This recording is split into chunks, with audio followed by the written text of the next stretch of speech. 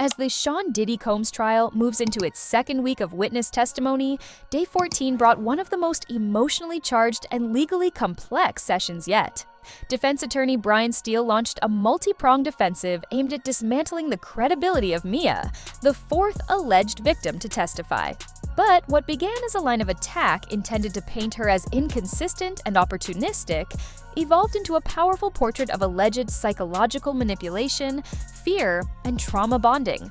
Steele's strategy began with a tactical presentation of hundreds of text messages Mia had sent Diddy over the years.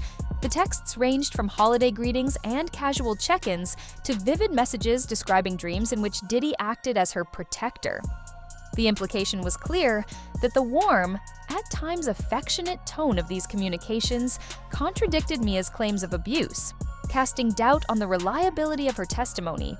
However, Mia countered the narrative with what many courtroom observers described as one of the most searing explanations heard in the trial thus far. She described the messages not as signs of genuine affection, but as part of a coerced psychological survival strategy, a manifestation of what trauma experts call trauma bonding.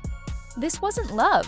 It was fear masquerading as loyalty, Mia stated. She alleged that Diddy maintained control over her through a web of surveillance and intimidation, stolen phones, GPS trackers on vehicles, and frequent threats if she attempted to cut contact. It was a psychological grip, she testified, not a relationship. Legal analysts weighed in immediately. Abuse doesn't always look like what people expect, noted forensic psychologist Dr. Layla Romero. Victims often appear friendly or compliant with their abuser, not out of affection, but as a learned response to fear and coercion. In perhaps the most harrowing section of her testimony, Mia offered detailed accounts of the control she said Diddy exercised over her daily life.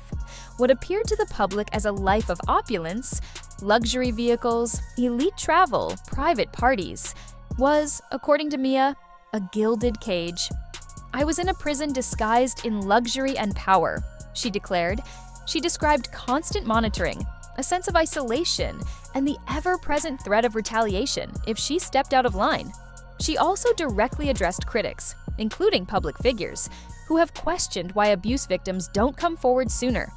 When you live in fear every day, when the person hurting you has millions of dollars, lawyers, and influence, it's not as simple as just speaking up, she said.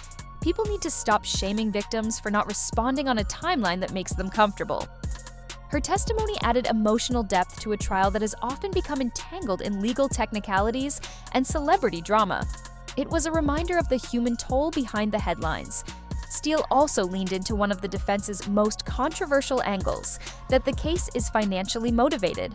Referencing the reported $30 million settlement reached between Diddy and Cassie, another woman who accused him of abuse, Steele questioned why Mia's sexual assault claims emerged only afterward.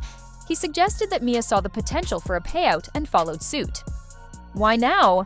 he asked repeatedly during cross-examination. Mia was emphatic in her denial. "I never filed a civil lawsuit against him for abuse. I didn't ask for money. My only focus is accountability through the criminal justice system," she stated. She also clarified that her prior civil settlement, the one the defense kept referencing, was not related to abuse, but rather a wrongful termination claim involving Combs Enterprises. The amount, she said, was a fraction of Cassie's and largely consumed by legal fees. "I didn't come here for a payday," she added. "I came here for justice." As expected, public opinion around the case remains deeply divided. On one hand, Steele's strategy is classic defense: create doubt by attacking motive and consistency. On the other, many argue that such tactics border on victim shaming and reflect a deeper societal misunderstanding of how abuse operates, especially when the alleged perpetrator holds immense wealth and power. Social media platforms lit up in the hours following Mia's testimony. Some hailed her as brave and resilient, while others voiced skepticism, repeating familiar refrains about why victims wait years to come forward or appear friendly with alleged abusers. Legal experts remain cautious in predicting how the jury will interpret the emotional and legal complexities at play. "It's a tightrope," said legal analyst Stephanie Marks. "The defense is trying to sow reasonable doubt, but if they're seen as too aggressive or dismissive of trauma, that could backfire." The Diddy trial continues to evolve beyond a singular question of guilt or innocence.